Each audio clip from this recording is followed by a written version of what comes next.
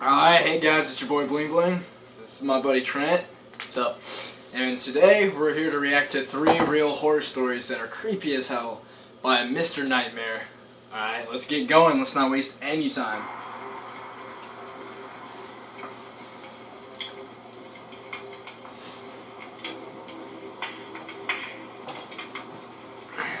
Fixing the camera.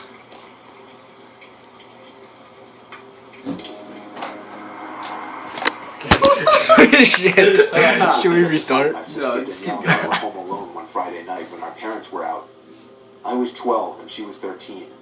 We have an average-sized house, but you can hear everything going on in there. For example, you could be on the top floor and hear someone talking down in the den. We were both doing our own things in our rooms upstairs. That's when I heard it. A slight tapping coming from downstairs in the den. Okay, I will admit that. I soon realized it sounded like tapping on the back door. I assumed it was Danielle, so I went down to the den. It was too dark outside to see who was out there, so I flipped on the outside light. It wasn't my sister, but a random guy. He looked mid-40s, long black hair, graying a bit, red cheeks, probably 6'1". Being that this was our backyard door and some stranger was standing on the outside of it, I almost ran away. But the guy was staring at me with a kind of unintimidating look, as if he needed help. I slightly pushed the door window screen open so he could talk to me. He told me he needed to use our phone. I asked him why, and why he was in our backyard. He disregarded what I had said and pleaded for me to let him in. I told him sorry and asked him to leave before I would call the cops. I tried to slide the door window back up, but he actually blocked it with his arm and began reaching into my house trying to unlock the door. When I cried for my sister, the guy pulled his arm away. I ran upstairs where I met my sister halfway. She took a peek through the den stairway to the back door and saw the guy standing there still. She called our parents. They told us to call the police and to stay upstairs. We both stayed in our rooms for a while. There was no more tapping or anything, so me being my 12-year-old self trying to be brave, I went downstairs to the den. He wasn't standing by the door anymore, but the door window was lower than when I had left it. Then I realized I didn't shut it in the first place.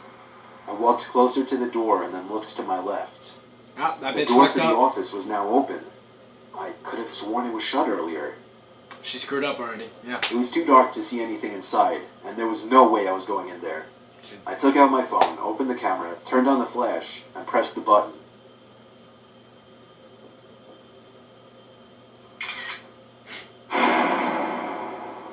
As the phone took the picture, the flash from the camera provided enough light to see the guy who was standing at the door was now hunched over my office desk, and in the picture his head was turned to be facing me. Oh, yep, you done I didn't know messed if he up. was running at me or not, but I felt like he was, and I ran upstairs and locked the den door. That's your fault. A familiar light tapping began coming from the den door now, and I could hear the man on the other side begging me to open it.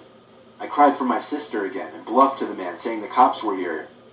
After that, he stopped, and I could hear the back door open and shut. It may have been stupid to say that, as it ruined any chances of the man getting caught and arrested, but it may have also saved our lives, as the cops did not arrive for another 5 minutes. Got lucky. Oh, dude, that was an actual picture? Dang. That's okay.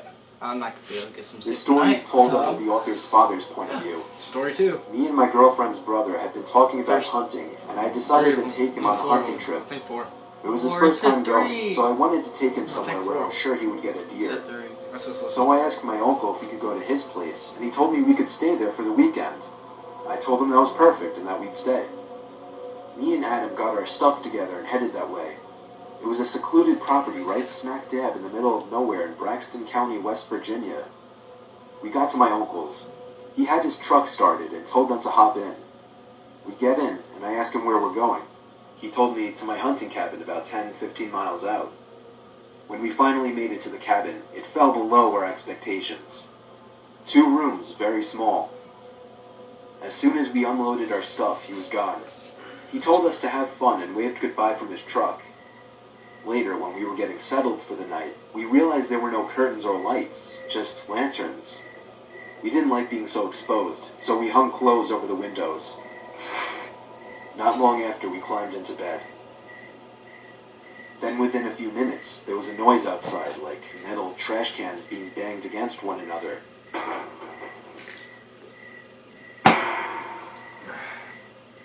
Adam started to get paranoid until I said, "It's probably just a bear or something, go back to sleep." Yeah. I told Adam, back to "Don't sleep. wake me up unless the cabin's on fire." I went back to sleep, at least until Adam started shaking me, saying, "Cliff, wake up, there's someone outside." Don't. "No, go back to sleep, there's no one." I stopped, because on the outside wall, besides Adam's bed, Run! a noise, almost like someone or something was raking its claws or nails all the way down the side of the cabin. See, I'd be out. Stopped at the far I wouldn't window. even sleep in a log cabin. That's just trouble waiting to happen. Especially with no windows. That person. The noise was followed by tapping on the window. Neither of us wanted to move the clothes to see what it was. I told Adam to load his gun, as I did myself. We stayed up all night and left in the morning. We questioned my uncle if he was playing a trick on us. He didn't have a clue what we were talking about. The author says his dad never went back to that cabin. The picture attached was taken by his uncle before he left them, and you could see the cabin in the background. No, I almost know that. See, I wouldn't even have stayed at that cabin. I was 19 years old at the time, working at a sketchy motel. 43. The motel was pretty run down, and the majority of people who stayed there were locals that were just doing things they weren't supposed to be doing. Let's just say the cops came by multiple times a week. I worked as both a front desk person, checking in these creeps all hours of the night, and as a housekeeper who got to clean up their nasty, vomit-smelling rooms afterwards. Nice. One afternoon, I was working as a housekeeper in the second building of the motel, on the backside furthest from the office. I hated working over there because it not only had the most worn-down rooms, but it was always pretty vacant over there and way too quiet for comfort. I began cleaning one of my last rooms and wanted to get done in a hurry because it was getting late. I was washing the mirror in the room that I was cleaning when all of a sudden, I saw a man in the reflection staring at me. I'd been out. He was mid-50s, Gone. dirty, with long, greasy hair. I'd be gone. Startled, I screamed, "Oh my God." I told him he scared me. The room I was currently cleaning was vacant, so there was no reason why this man should have been in there watching me I'd clean. be gone. However, we just had a Gone. meeting on customer satisfaction, and my boss was really pressuring us to be more polite and help the guests Don't any screw way it we up. could. Sir? I asked him cautiously. Don't. Can I get you anything? Towels? That's what you don't do. The man just stared back at me with a crooked grin and held out his hands to me. I'd be I gone. thought maybe he was handing me a tip for cleaning his room earlier, but when I looked down, I saw he was holding a $100 bill. Alarms started going off in my head. No one tips $100 on a $40 a night room. The man just smiled and said his name was Terry. He said he was staying in the That's room my next grandma's door name. with his wife Yeah, Sherry, my dad's name. and sort of joked about their names rhyming. He smelled like car oil and alcohol. When I asked him Like why my he was grandpa. trying to hand me $100, he laughed deep in his throat and said, "Me and my wife were watching you, and we just wanted to have fun with you." I felt like my heart jumped into my throat. Okay. No, I I've can't do been that, sir. I'm sorry. gone. Like I've been like. I wanted Peace to out. run out of the room See ya. screaming, but he was blocking the door, my Bye. only exit. The man smiled again, taking on a softer tone of voice, and invited me to come into his room to meet his wife, just to talk as friends. I nervously told him no again, and that I had a lot of work to do for the day. I would I have been prayed to gone. God Like, he would I just would've go quit. away. I'd have been like, this Eventually he job's did. stupid. I'm He done. grunted and walked off in what I assumed to be the direction of his room. My mind began racing. There is no wife, I thought. This man could try and kidnap me. I was 110 pounds at the time and not very strong. He could easily overpower me. I locked the room from the inside and went directly to the phone to call my manager at the front desk, but the phone wasn't working. Adrenaline began pumping through my veins, and despite what I was always told not to do, I was panicking. Did he cut the line? No, I thought. This is a crappy motel. It happens all the time.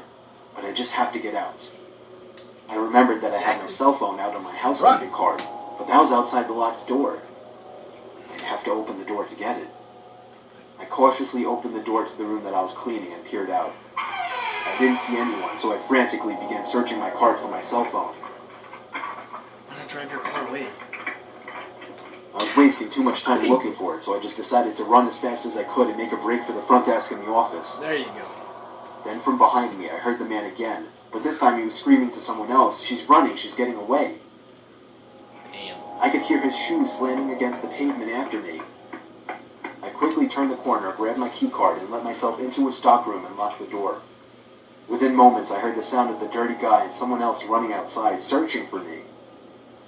I stayed in that stockroom for 30 minutes shaking until I could no longer hear him searching for me. I finally got the courage to run the rest of the way to the front desk. When I made it there, I collapsed into my boss's arms and he called the police. The man and whoever else was in the room with him peeled out before the cops could arrive, and I was beyond shaken up.